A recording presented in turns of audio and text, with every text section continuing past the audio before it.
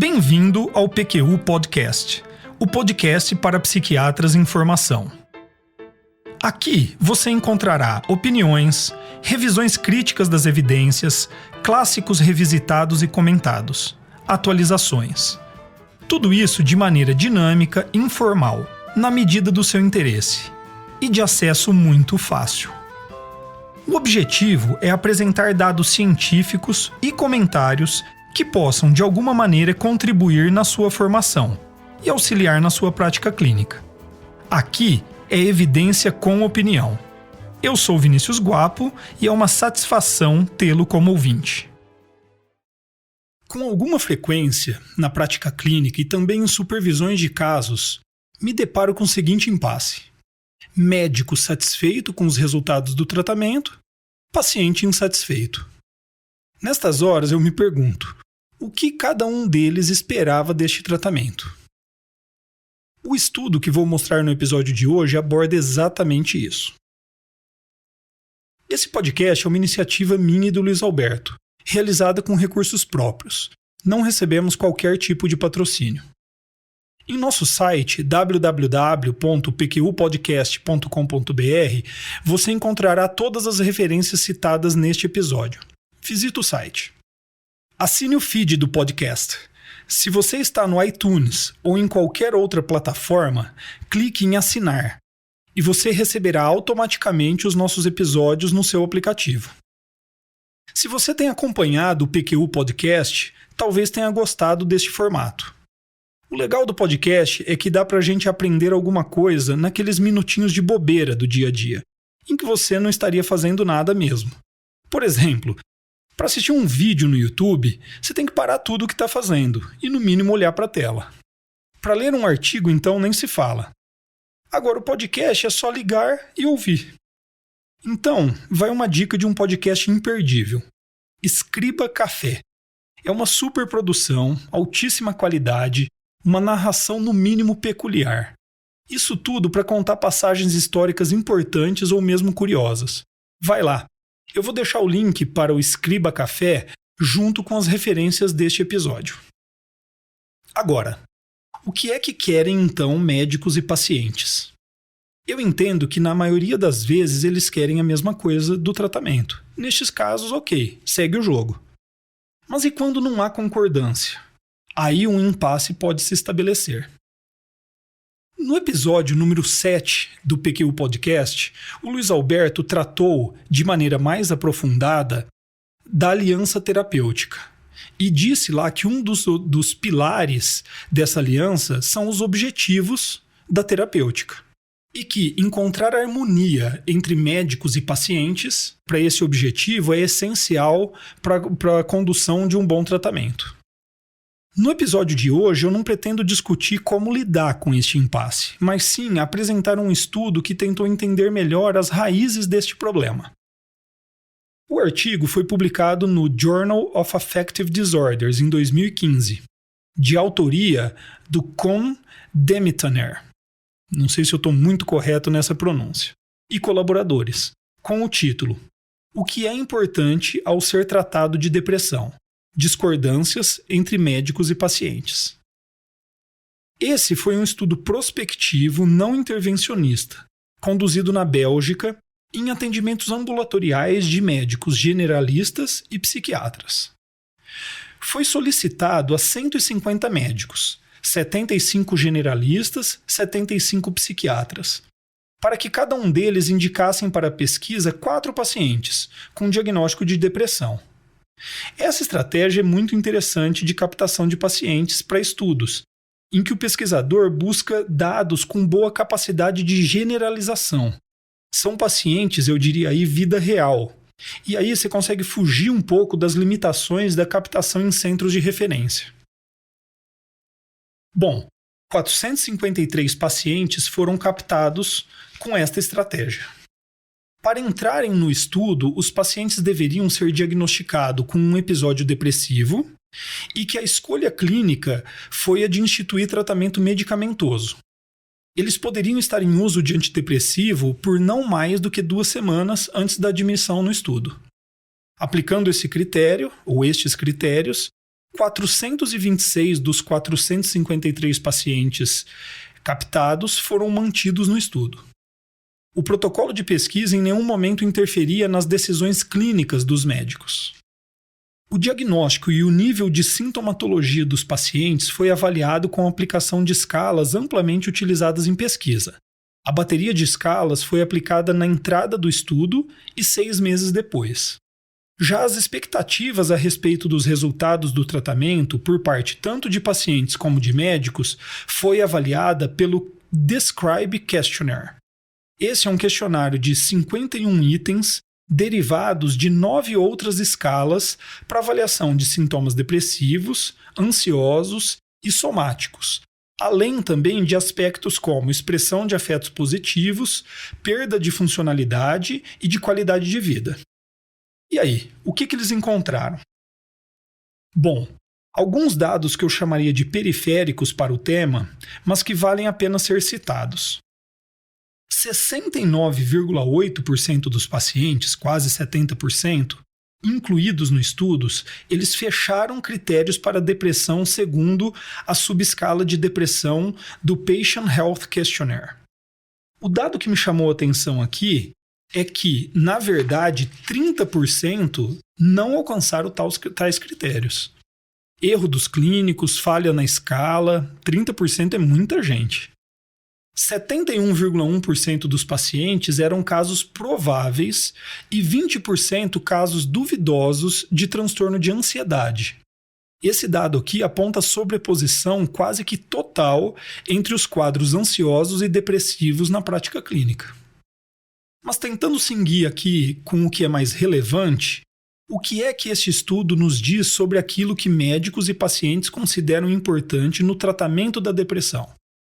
Os dados do questionário Describe foram organizados em ordem decrescente, segundo o valor de suas médias, para pacientes separadamente de médicos, formando ali um ranking de importância dos itens.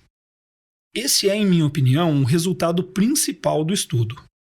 No ranking dos pacientes, itens relacionados à qualidade de vida e expressão de afetos positivos foram os mais importantes. Enquanto no ranking dos médicos, itens relacionados ao impacto do funcionamento do indivíduo e à intensidade da sintomatologia depressiva foram os mais importantes. Em uma coisa, pacientes e médicos concordaram: os itens menos importantes foram itens que avaliaram sintomas somáticos. Ainda, se a gente considerar os itens ranqueados entre os 10 mais importantes, vamos chamar isso aí de top 10, os pacientes com episódios recorrentes de depressão tinham mais itens relacionados a afetos positivos no seu top 10 do que os pacientes em um primeiro episódio depressivo. Me parece que os pacientes que já passaram por um outro episódio depressivo já entenderam o que realmente importa para eles ao melhorarem de depressão. Também muito interessante, olha aqui, o conteúdo do que estamos chamando de top 10 não apresentou relação com o status diagnósticos do paciente, ou seja, se ele continua ou não atendendo aos critérios diagnósticos para depressão ou ansiedade, ou mesmo com a gravidade dos sintomas, pontuados lá pelas escalas de avaliação. Esse resultado me parece particularmente importante. As pessoas elas querem viver bem, estando ou não deprimidas.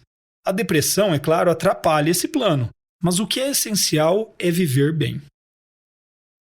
Aqui, poderíamos ampliar a discussão e pensarmos no nosso papel como médicos. Segundo esses dados, e isso reflete minha experiência também, o paciente pode até melhorar da depressão, mas ele só vai estar satisfeito com o tratamento se esta melhora traz também resultados em sua qualidade de vida, ou mais especificamente na capacidade de sentir-se satisfeito com a vida. Como ajudá-los com esse objetivo, então? Indicar psicoterapia quando for o caso? Até que sim, mas mais do que isso, eu diria utilizar de maneira recorrente técnicas motivacionais, técnicas de autoconhecimento, de resolução de conflito, entre outras, para ajudar os pacientes a mudarem hábitos de vida que são pouco saudáveis, saírem de situações que os expõem a grandes estressores, melhorarem seus relacionamentos e por aí vai. O mesmo grupo de pesquisadores usou estes mesmos dados em outro artigo para avaliar o impacto desta discordância entre as expectativas de médicos e pacientes no resultado do tratamento. E ele identificou que quanto maior era o índice de discordância entre médicos e pacientes, maior era a chance do paciente abandonar o tratamento precocemente. O artigo, O que é importante ao ser tratado de depressão, as discordâncias entre médicos e pacientes importam, estará também entre as referências deste episódio em nosso site.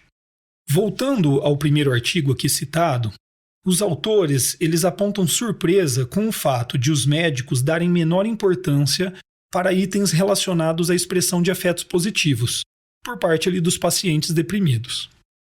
Esta surpresa, eles argumentam, vem do fato de anedonia ser um critério de destaque para o diagnóstico de depressão nos manuais diagnósticos e ser definida justamente como falta de interesse ou prazer em atividades, por exemplo. Eu tenho uma hipótese aqui. Em muitas discussões com psiquiatras em formação, identifico uma tendência desses psiquiatras a investigar a presença de anedonia com perguntas do tipo: nos últimos tempos, você deixou de fazer coisas que antes lhe traziam prazer? Esse tipo de pergunta pode trazer a falsa impressão de que o que é central na manifestação da anedonia seria ter deixado de executar atividades. E aí, faria parte então do espectro de sintomas relacionados à baixa funcionalidade, e não na expressão de afetos positivos. A anedonia, na verdade, se refere à perda da capacidade em sentir prazer em coisas que antes traziam prazer ao paciente. É um sintoma clássico de depressão, central para o conjunto de sintomas da síndrome depressiva. Um outro ponto importante sobre isto aqui que a gente está discutindo é que a presença de prejuízo funcional é um critério extremamente importante na definição do que é ou não é um transtorno mental. E então todos nós psiquiatras somos altamente treinados a identificar e valorizar justamente isso, em detrimento de outros tipos de manifestações depressivas. No episódio do PQU Podcast sobre transtorno bipolar, tipo 2, eu discuti esse ponto mais a fundo. Escute se ainda não escutou. Os autores também destacam um fator de potencial confusão quanto aos resultados apresentados. Este fator se refere ao fato de que o uso de antidepressivos, inibidores seletivos da recaptação de serotonina, foram relacionados em alguns estudos com uma atenuação da percepção de emoções de maneira geral, inclusive de emoções positivas. Eu vou colocar as referências dos estudos do Price e colaboradores de 2009 e do Reed e colaboradores em 2014 no site, caso vocês queiram consultar. Mas é possível sim que o uso de antidepressivos possa ajudar o paciente a melhorar sintomas depressivos e também sua funcionalidade, ao mesmo tempo que diminui sua capacidade em sentir emoções, inclusive as emoções positivas, criando assim a percepção nos pacientes de que é justamente isso que lhes falta. Eu sinceramente acredito que este não é o único motivo para tal divergência entre médicos e pacientes, mas não daria para não levar em consideração e citar aqui.